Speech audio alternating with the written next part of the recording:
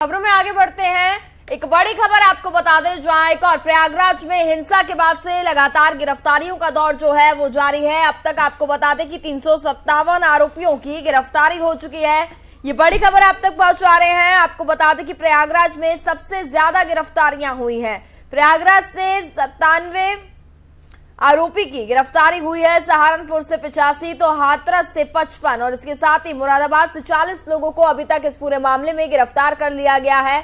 फिरोजाबाद से 20 और अंबेडकर नगर से 41 और उत्तर प्रदेश में पैगंबर मोहम्मद पर भारतीय जनता पार्टी की निलंबित प्रवक्ता अनुपुर शर्मा की कथित आपत्तिजनक टिप्पणी के खिलाफ प्रदर्शन के दौरान हुई हिंसा के सिलसिले में अब तक कुल 13 प्राथमिकी दर्ज की गई है और 357 आरोपियों की गिरफ्तारी भी की जा चुकी है। पुलिस ने आज ये जानकारी दी है, जिसमें साफ तौर पर यह बताया गया है कि लगातार प्रशासन काफी ज्यादा अलर्ट है और इस पूरे मामले पर कार्रवाई की जा रही है। बात करें तो प्रयागराज में सबसे ज्यादा गिरफ्तारियां अभी तक हुई हैं, 87 गिरफ्तारियां वहां से की गई हैं। इसके साथ ही सहारनपुर से 85, हाथरस से 55, मुरादाबाद से 40 और तमाम राज्यों से गिरफ्तारी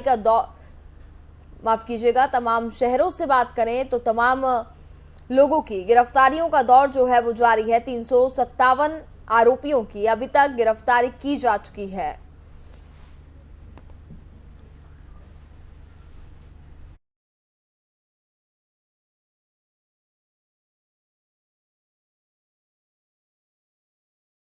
करेंगे हमारे संवाददाता नितिन अवस्थी इस वक्त जुड़ गए हैं। नितिन, लगातार प्रयागराज हिंसा में आरोपियों की धरपकड़ जारी है और अभी तक बताया जा रहा है कि 357 आरोपियों की गिरफ्तारी हो चुकी है। क्या आगे भी और लोगों की गिरफ्तारी होने की संभावना जताई जा रही है?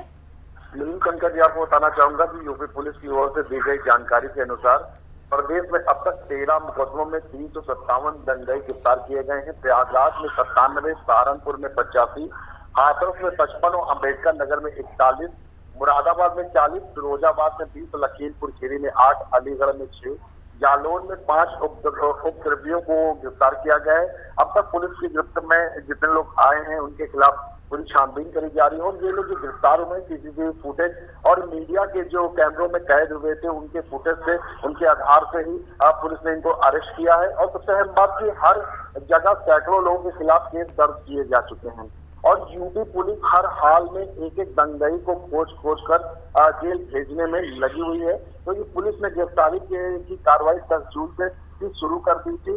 दंगाइयों में कई नाबालिग भी हैं, इनको बाल सुधार गृह में रखा गया है। बता दें कि इससे पहले भी कानपुर में 3 जून को जमकर हिंसा हुई थी। इस हिंसा के आरोपियों को भी पुलिस ने दबोच लिया है। 3 आरोपियों की अवैध संपत्ति पर बुलडोजर भी चला दिया है और सीएम योगी ने पुलिस से कहा है कि किसी बेगुनाह को सताया न जाए, लेकिन दंगाई और उपद्रवी को ऐसी सख्त सजा दिलाई जाए ताकि भविष्य में इस तरह का काम करने पर कोई सोचे। ऐसे में पुलिस और सभी आरोपियों पर गैंगस्टर राष्ट्रीय सुरक्षा कानून NSA के तहत कार्रवाई की जा रही है। और सबसे अहम बात की आपको बताना चाहूंगा कि आज बुलडोजर को लेकर भी सुप्रीम कोर्ट में 2 याचिका दायर की गई है, उसमें सुनवाई होनी है। तो सबसे अहम बात है कि आज बहुत महत्वपूर्ण दिन हो सकता है बुलडोजर को लेकर, लेकिन सबसे अहम बात की ये लोग जो प्रदर्शन कर रहे थे, ये सीसीटीवी फुटेज कैमरे में कैद हुए थे, इनके पोस्टर जारी कर दिए जा चुके हैं। 59 लोगों के पोस्टर प्रयागराज में लगाए जा चुके हैं और उनमें पहचान की जा रही, लगातार बढ़ोतरी होती जा रही। जितने लोग भी अरेस्ट हो रहे हैं उनकी कहीं ना कहीं उनके खिलाफ कुछ ना कुछ ऐसी चीजें मिल रही है पुलिस को, उसके आधार पर पुलिस उनको अरेस्ट कर रही है। और आगे ऐसे ना हो, क्योंकि आज बृहस्पतिवार है, कल जुम्मा है, कल की रणनीति बनाने के लिए आज सुरक्षा का पूरा इंतजाम कराया गया है और सब पर नजर रखी जा रही है। ड्रोन कैमरे लगा दिए गए हैं चारों तरफ और उन इलाकों पर ज्यादा सख्त है जहां पर ज्यादा उपद्रवी दिखाई दे रहे हैं, जहां पर प्रदर्शन करते हुए लोग समझ में आ रहे हैं, वहां पर पुलिस का ज्यादा फोकस है और पुलिस पूरी तरीके से मुस्तैद है और ये जान रही है कि कल के दिन खास होने वाला है और कोई ऐसी घटना सामने ना आए, क्योंकि इससे पहले देखी जा चुकी है। तो उसकी तैयारियों में जुटी हुई है और ADG ला प्रशांत कुमार ने पूरी तैयारियों के साथ सबको ऑर्डर दे रखा है कि जहां पर कोई कमी अगर मिलती है तो उनके खिलाफ सख्त कार्रवाई करी जाए और किसी तरह की कोई लापरवाही बर्दाश्त नहीं करी जाएगी। तो ये जरूर साफ हो सकता है कि अब ऐसा माहौल देखने को नहीं मिलेगा जैसा कि अभी पहले मिला है, और उस पर पूरी सुरक्षा का तैनाती कर दी गई है और दंगइयों पर पूरी नजर रखी जा रही है। फुटेज के आधार पर गिरफ्तारी चल रही है लगातार। जी नितिन, बहुत बहुत शुक्रिया तमाम जानकारी के लिए। चलिए।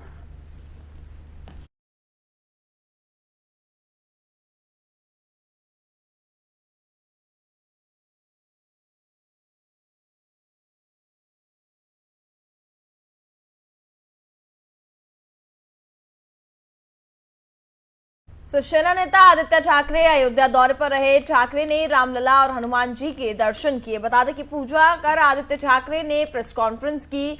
अयोध्या हम राजनीति के लिए नहीं आए हैं, आदित्य ठाकरे ने यह बयान दिया। साथ ही उन्होंने कहा कि राम और सीता हमारे दिलों में हमारे राम राज्य स्थापित करना है। महाराष्ट्र के पर्यटन मंत्री आदित्य ठाकरे अयोध्या पहुंचे, जहां आदित्य ठाकरे ने अयोध्या यात्रा के दौरान हनुमानगढ़ी जाकर के पूजा अर्चना की।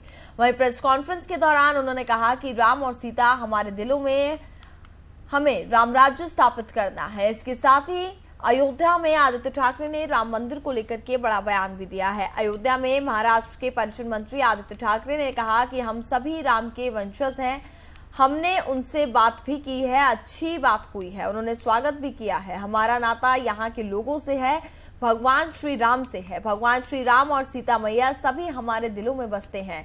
इसलिए उस समय भी हिंदू हृदय सम्राट बाल ठाकरे की भूमिका, उद्धव ठाकरे की भूमिका मुख्यमंत्री की शपथ लेने के बाद पहले ही कही गई है, तो यहाँ पर आए हैं।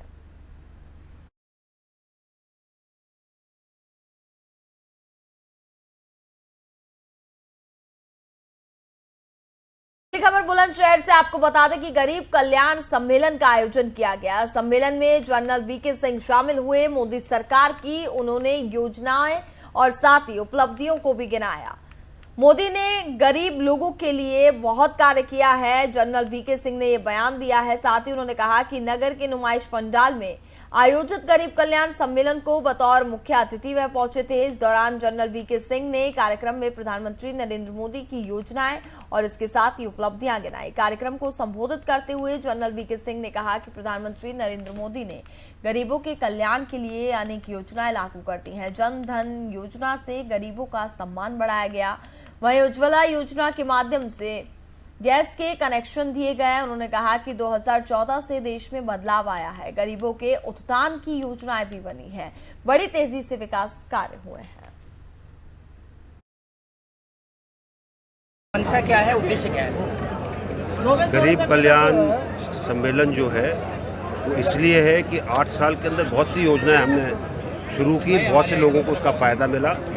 हम चाहते हैं कि जो हमारे लाभार्थी हैं उस चीज़ को समझें कि ये योजनाएं केंद्र से प्रधानमंत्री जी के द्वारा की गई और उनको ये समझ में आए कि उनको लाभ किसके द्वारा मिला है, क्योंकि लोग बाग भूल जाते हैं। लाभ लेने के बाद ज़िंदगी सुगम हो जाती है, उसके बाद उस सुगमता के अंदर हम याद नहीं रखते कि किसने उनके लिए काम किया।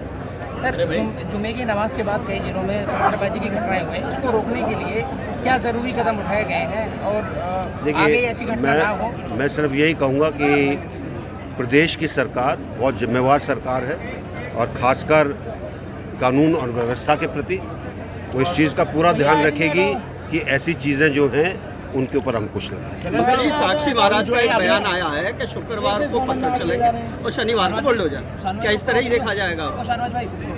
मैंने जो आपको बताया, देश की सरकार इंडिविजुअल की बात मत करिए। प्रदेश की सरकार पूरे अपने जिम्मेवारी से कानून और व्यवस्था के लिए कदम उठाएगी ताकि प्रदेश के अंदर कानून और व्यवस्था खराब हो। और इसी के साथ फिलहाल इस बुलेटिन में बस इतना ही। देखते रहिए FM न्यूज़। नमस्कार।